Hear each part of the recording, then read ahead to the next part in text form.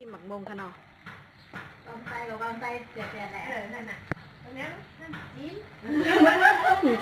ใจกำใจกันไรแน่นั่นจิ้มจะทำเนาะทำมาเหรอจิ้มกำไส้หรอปีแค่หรอ กำขึ้นเดียวอ๋อในใส่อย่างก็น้ำตาลปีบเขาเนี่ยมือไปละลายในไปตั้นไรถ่ายไว้ค่ะป้องงอกวางเหลือดปูดให้แนวก็เอาหอมใส่ค่ะในค่ะเนาะหอมแดงกำไตบันห้องอย่างค่ะเป็นค่ะโอ้ค่ะมีเท่าโบเฮียแล้วค่ะเฮ็ด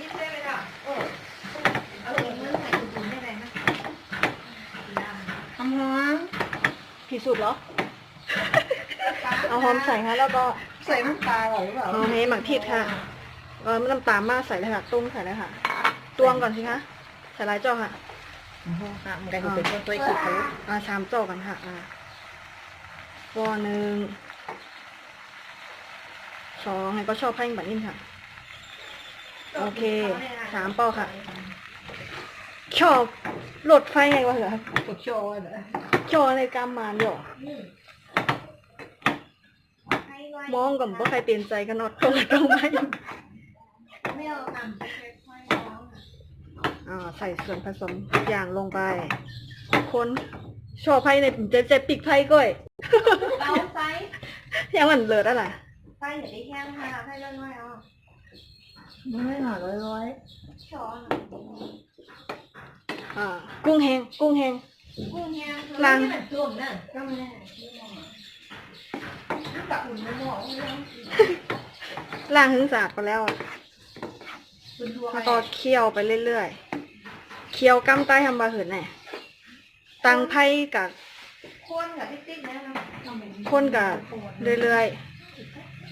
ๆคือผักหมี่แลมผิดมันยอกอินคาไล่สดชดเอากระถ่ายเอากระตัดต่อทั้งกันกำไหนดีใส่ป้อหอมหอมแดง